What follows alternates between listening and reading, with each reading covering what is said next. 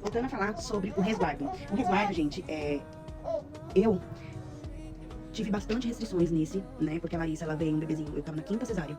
Então, assim, eu tive um pós-operatório bem conturbado. Por qual motivo? Porque eu tinha mais 3 crianças, né, gente? Então, assim, eu com corte, 7 camadas, com mais 3 crianças em casa. Tive a ajuda da minha mãe, né, pra cuidar de mim no meu pós-operatório. Ela ficou até a retirada de pontos. E depois minha mãe veio embora pra casa dela, cuidar das coisas dela. E eu que fiquei cuidando da criança, do neném, né? E dos 3. Então, assim, eu me senti bastante dolorida.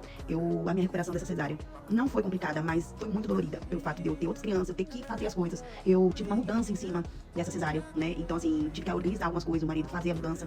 Não peguei peso, mas eu tive um esforço maior. Então, a sensibilidade da minha cesárea foi bem diferente. Eu sinto na parte do corte ainda muito sensível, como se fosse dormente. Passei no médico, falou que é normal, então tá tudo certo, tá tudo bem. Mas eu perdi um pouco do libido. Eu não tinha muita vontade de fazer mais nada, sabe? Assim, eu não sei se é cansaço, não sei. Agora que eu tô retornando, a live vai fazer 5 meses, dia 16. Então, assim, agora que eu tô voltando a sentir vontade, a ter mais, a dar mais atenção ao meu casamento, né? Mas eu não tinha vontade. Então, foi bem complicado, assim, sabe? Algumas vezes. Eu me sentia também bastante exausta.